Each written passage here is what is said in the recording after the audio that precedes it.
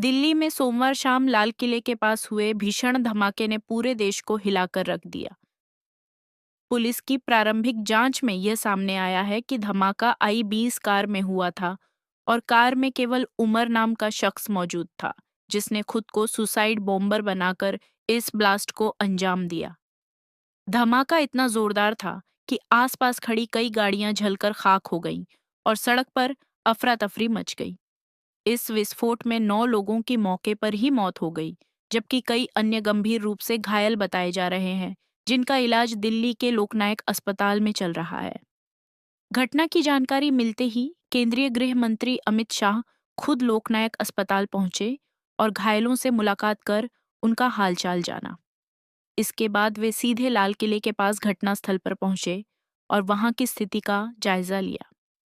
फिलहाल Delhi police, NIA और forensic टीमें मौके पर मौजूद हैं और आसपास लगे सीसीटीवी फुटेज की बारीकी से जांच कर रही हैं, ताकि यह पता लगाया जा सके कि कार को पार्किंग में कौन लेकर आया था, किसने पार्क की और फिर कौन उसे घटना से पहले वहां से निकाल कर लाया। सूत्रों के अनुसार आई-20 कार सलमान नाम के व्यक्ति के नाम पर रजिस्टर्ड थी। पुलिस ने सलमान को हरियाणा से हिरासत में ले लिया है। पूछताछ में सलमान ने बताया कि उसने यह गाड़ी कुछ समय पहले बेच दी थी, लेकिन उसने खरीदार की पूरी जानकारी नहीं रखी। अब पुलिस आरटीओ रिकॉर्ड्स के जरिए असली मालिक और कार की ट्रांसफर डिटेल्स की पड़ताल कर रही है। जांच में यह भी सामने आया है कि यह आई-20 कार पहले फरीदाबाद में कई दिनों तक खड़ी रही थी और उस पर 2 चालान भी पेंडिंग थे। पुलिस को शक है कि इस कार का इस्तेमाल पहले भी किसी साजिश में किया गया था। पुलिस सूत्रों का कहना है कि धमाके में मारे गए उमर मोहम्मद का संबंध पुलवामा से है और वह पेशे से डॉक्टर था। जांच में यह भी खुलासा हुआ है कि उमर जैश-ए-मोहम्मद के आतंकी मॉड्यूल से जुड़ा हुआ था। फरीदाबाद मॉड्यूल के 2 और सदस्य डॉक्टर आदिल अहमद और मुजम्मिल शकील को कुछ दिन पहले ही गिरफ्तार किया गया था। बताया जा रहा है कि अपने साथियों की गिरफ्तारी के बाद उमर दबाव में आ गया था और पकड़े जाने के डर से उसने इस आत्मघाती हमले को अंजाम दिया।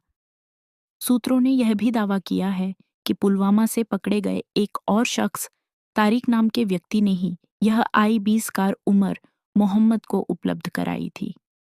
पुलिस अब तारिक और उमर के बीच हुए संपर्कों की जांच कर रही है। फिलहाल दिल्ली पुलिस और एनआईए इस पूरे मामले को आतंकी साजिश मानकर जांच कर रही है। घटनास्थल से कुछ इलेक्ट्रॉनिक उपकरण, जले हुए मलबे के टुकड़े और कुछ केमिकल अवशेष भी बरामद किए गए हैं, जिन्हें फोरेंसिक जांच के लिए भेजा गया है।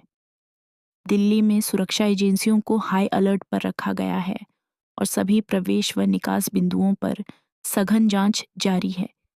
राजधानी में इस धमाके के बाद दहशत का माहौल है, जबकि सुरक्षा एजेंसियां यह पता लगाने में जुटी हैं कि क्या उमर मोहम्मद के अलावा इस हमले में कोई और भी शामिल था।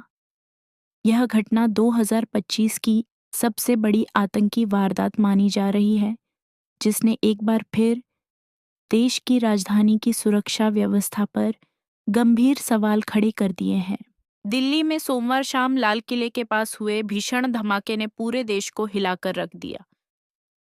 पुलिस की प्रारंभिक जांच में यह सामने आया है कि धमाका आई-20 कार में हुआ था और कार में केवल उमर नाम का शख्स मौजूद था, जिसने खुद को सुसाइड बॉम्बर बनाकर इस ब्लास्ट को अंजाम दिया।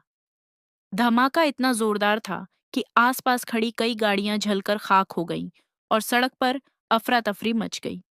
इस विस्फोट में 9 लोगों की मौके पर ही मौत हो गई, जबकि कई अन्य गंभीर रूप से घायल बताए जा रहे हैं, जिनका इलाज दिल्ली के लोकनायक अस्पताल में चल रहा है।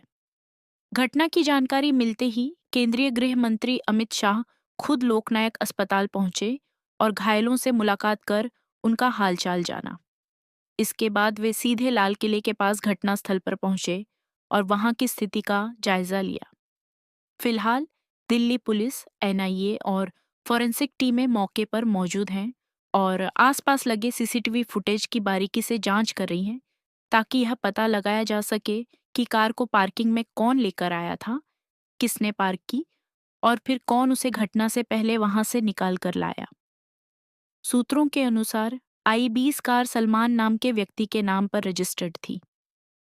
पुलिस ने सलमान को हरियाणा से हिरासत में ले लिया है।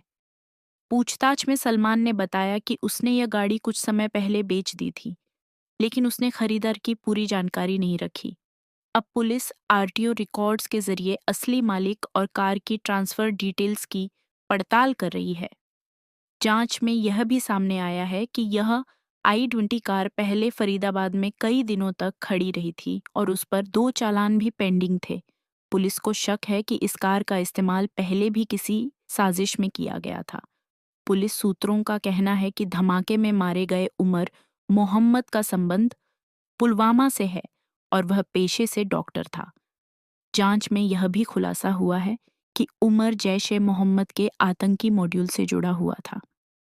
फरीदाबाद मॉड्यूल के 2 और सदस्य डॉक्टर आदिल अहमद और मुजम्मिल शकील को कुछ दिन पहले ही गिरफ्तार किया गया था। बताया जा रहा है कि अपने साथियों की गिरफ्तारी के बाद उमर दबाव में आ गया था और पकड़े जाने के डर से उसने इस आत्मघाती हमले को अंजाम दिया। सूत्रों ने यह भी दावा किया है कि पुलवामा से पकड़े गए एक और शख्स तारिक नाम के व्यक्ति ने ही यह i-20 कार उमर मोहम्मद को उपलब्ध कराई थी। पुलिस अब तारिक और उमर के बीच हुए संपर्कों की जांच कर रही है। फिलहाल दिल्ली पुलिस और एनआईए इस पूरे मामले को आतंकी साजिश मानकर जांच कर रही है। घटनास्थल से कुछ इलेक्ट्रॉनिक उपकरण, जले हुए मलबे के टुकड़े और कुछ केमिकल अवशेष भी बरामद किए गए हैं, जिन्हें फोरेंसिक जांच के लिए भेजा गया है। दिल्ली में